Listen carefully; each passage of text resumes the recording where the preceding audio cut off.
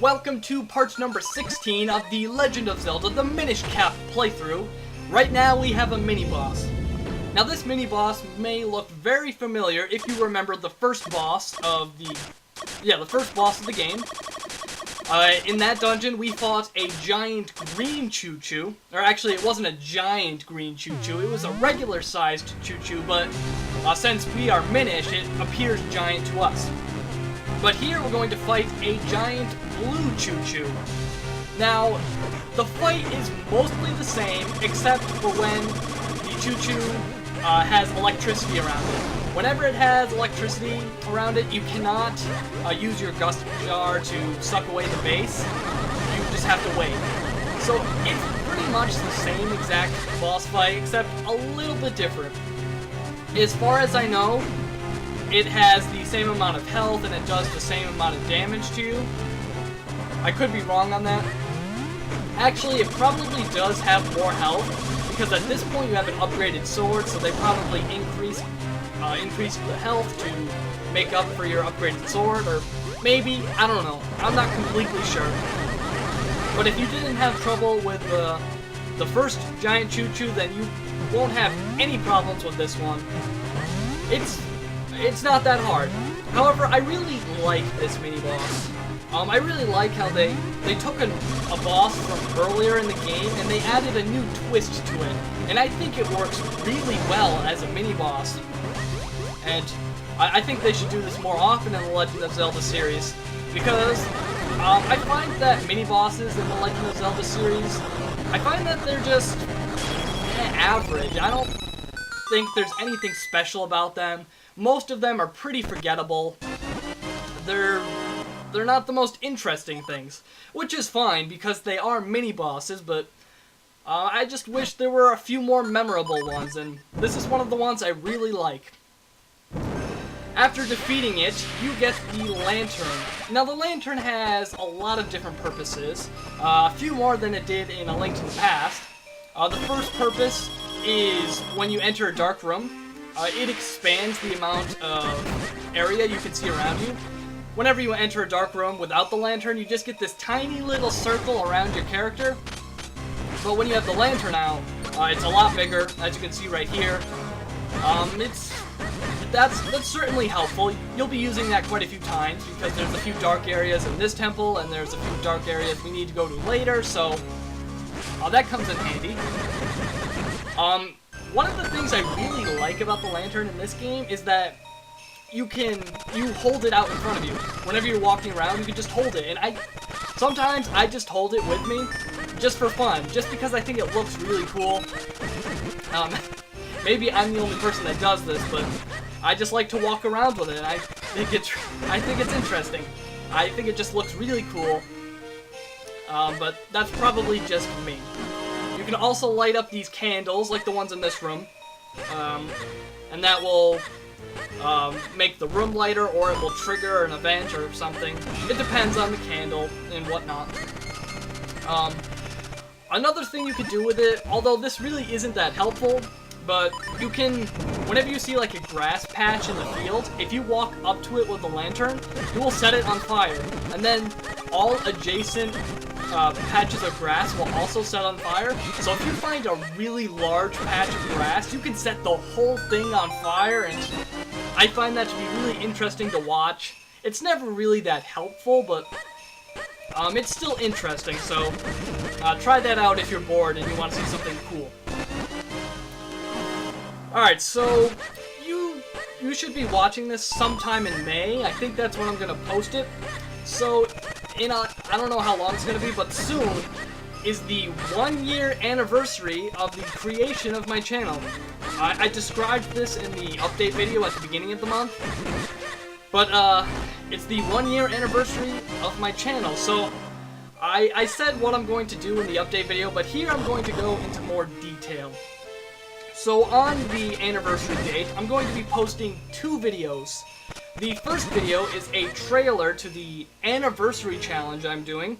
It's basically just going to tell you what the challenge is, what it's about, and I'll put it to some cool music, and it should be interesting to watch. And that anniversary challenge will be coming up in June. It will start the first day, or it will start on the 1-year anniversary of when I posted the Mega Man X Kirby Challenge. And this anniversary challenge, it's really special to me. I don't want to say why just yet, but it's really cool. It's actually a subscriber challenge, and I'm just really excited for it. I think you guys are really gonna like it. I had a lot of fun doing it, although it was a bit frustrating, but all of my challenges are frustrating. So, I'll look forward to that. It's just gonna be a basic video, nothing too special about it, just a trailer, you know, like for a movie or something, except it's for a challenge on the internet. And the other video I'm going to post is actually, I don't want to say what it is just yet, but it's going to be a really special video. In fact, it's a really high effort video. This is the most effort I've ever put into one video, and I'm really proud of my work.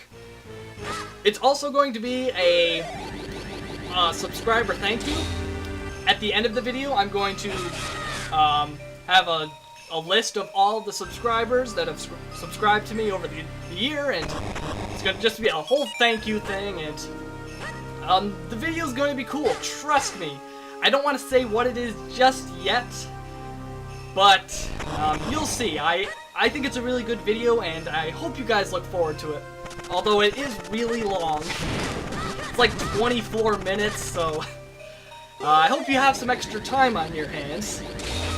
But I just wanted to say thank you to all the people that watch my videos, and all the people that send me messages and just talk to me and get to know me and all of that. And I really enjoy interacting with all of you guys. I really enjoy your challenge ideas and your feedback, what you liked, and I've had a lot of fun over the past year. In fact, this has been the best year of my life. Not so much just for this whole YouTube thing. This is a big part of why the last year of my life has been so great, but it's not the only part. Things have just been going well for me. I mean, sometimes things don't go so well for me, you know, certain things. I don't want to get into my personal life, but I want to thank all of you. Even if you're just a subscriber that came to this channel yesterday, I want to thank you. And I also want to thank the people that have been with me for a long time. You know who you are. Some of you people have been with me since the first month of when I made this channel. Some of you have been around for a long time. I just want to thank you guys. You've made the past year of my life so great. And I look forward to another year of great videos, because I have some really cool things coming up. I have a few subscriber challenges I want to get to over the summer, and I've got a few playthroughs I want to get to, and I think I'm only improving. I think every single set of videos I'm getting better and better, and that's the only real goal I have with this. I don't plan to become really famous. I don't really want that. I just want to have fun, and I just want to provide interesting videos, and I always want to improve. I'm looking for ways to improve. I'm looking for new things to do. What ways can I make the channel better? You know, how can I make the challenges better? And I'm always looking for those kinds of things. So if you have any suggestions, feel free to message them to me.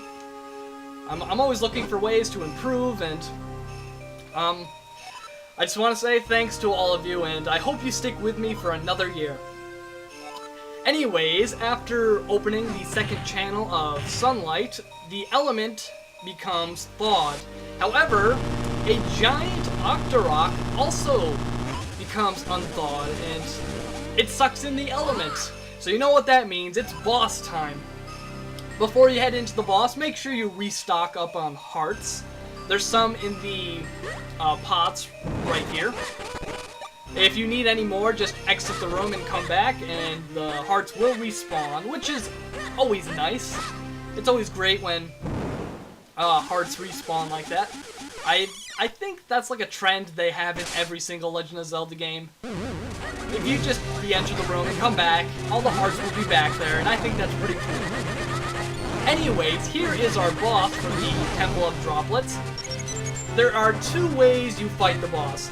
The first way is when the floor is made out of water, and it just walks around and it will spit rocks at you, or it will try to suck you in. It's kind of hard to tell the difference between those two attacks, so just reflect the rocks back at him with your sword, and that part isn't too hard. After you hit it a few times, he will freeze the entire floor, and then you need to use the lantern to light his tail on fire. As the boss progresses, a few different things come about. At some points, the arena will be dark. Other times, he will crash into the walls, and a lot of rocks will fall down from the ceiling, so watch out for those. But overall, it's a pretty simple boss fight. You shouldn't have too much trouble here. If you are having trouble, bring in a fairy or a potion or any other healing item, and you should be okay. This boss, it shouldn't take you multiple tries. It's a pretty simple boss fight, but I think it's a good boss fight. I kind of wish it was a bit more fleshed out. I feel like it should have a little bit more to each phase, like a few different attacks or whatnot. It also doesn't have that much health. I think you only need to go through this process 3 times, or maybe it's 2.5. We'll see here in a minute, but it's a really short boss fight. There's really not that much to it, which is fine, but I wish it was a little bit harder. And that's a common complaint I have with a lot of Legend of Zelda games. I find that most of them are just too easy. I mean, maybe it's just because I'm a really skilled gamer, but I don't really see how any of them are that hard at all. None of them are really that challenging. Most of the bosses are simple. None of the temples are really that hard. And I feel like the game just gives you way too much health, which is kind of why I really enjoy doing the 3 hearts challenges for Legend of Zelda games. I have done the 3 heart challenge for pretty much every single Legend of Zelda game. Well, every one that it's possible. Not all of them, but most of them. And to be honest, even most of the 3 heart challenges were easy. I don't know, maybe it's just me, but I find that the Legend of Zelda games are incredibly easy.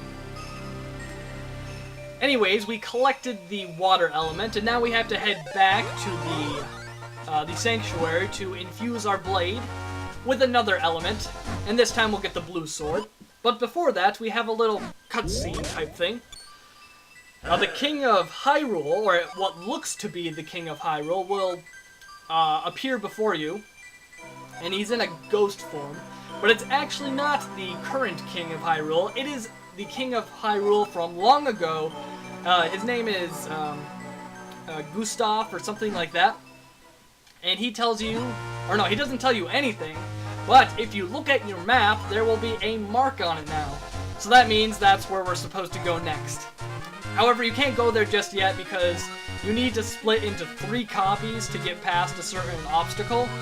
So that means we have to head back to the sanctuary first and infuse our blade, and then we can head over there. So use your ocarina and head back to the sanctuary. We have a few things to cover before we go into the sanctuary. We have to go to another dojo. There are a lot of dojos scattered throughout Hyrule. I think I mentioned this earlier, but there are a lot of them. And I mean a lot of them. And you're most likely not going to find them all. Oh, but before that, now that Vaddie has possessed the king and sent all of the guards to search for the light force, they block the entrance to the castle. So you have to find another route into the sanctuary. Not too hard, but I like, that's a nice touch they had added to the game. There I demonstrated where if you set one patch of grass on fire, all of the other ones will set on fire, which is nifty. Anyways, head down here and you will find the next dojo. In this dojo we learn the the sword beam technique. Basically, once all of your hearts are full and you swing your sword, a beam will come out of the sword, and it's certainly useful, but it's not that powerful. Sword beams from previous Legend of Zelda games have been more powerful, like the one from A Link to the Past. I love that sword beam. It's great. I think it's wonderful. But this one's okay. It's a nifty upgrade, but it's certainly not mandatory, and if you don't want to get it, then don't get it. I don't see why you wouldn't want to get it, but whatever. You cannot learn that technique without the lantern. You have to light up his dojo, otherwise he won't teach you. So just head there on your way back to the sanctuary. So to get into the sanctuary, we have to do a stealth section. Now, a lot of the games in the Legend of Zelda series have these stealth sections, and generally, I find them pretty fun. I really like the one in Ocarina of Time. This one's okay, although it's pretty basic. I'm trying to think of the other stealth sections. I'm pretty sure there was one in, what's it called? Spirit Tracks? I think there was one near the beginning of the game. I'm trying to remember. I haven't played Spirit Tracks in a while. You could say that the whole Temple of the Ocean King from Phantom Hourglass is kind of like a stealth section. And by the way, I hate that temple. Like, that is the only problem with that game. I love Phantom Hourglass, but the Temple of the Ocean King, I hate that. I don't know what they were thinking. I just think that part is terrible. Regardless, there are a lot of upgrades you can get to if you go into Minish form and explore the courtyard. There's a lot of, I think there's a heart piece, there we got some mysterious shells, and there's a few things you can get, so do that before you head into the stealth section. So apparently, the guards have the most narrow view ever. Like, they cannot see anything to the sides of them. They can only see straight ahead. And it's just hilarious how easy this stealth section is. It is so easy. Like, you're gonna see this right here. The guards are absolutely clueless. They just watch this. Like, there are points where they should be able to see you, but they don't, because they can only see straight ahead, and I really feel like that this stealth section could have been a lot better. Here it's really short and it's really easy. I honestly don't see the point of even putting this stealth section here, but they decided to do so for some reason. Anyways, in part number 17, we will explore the sanctuary once again. Guess what lies ahead, only one way to find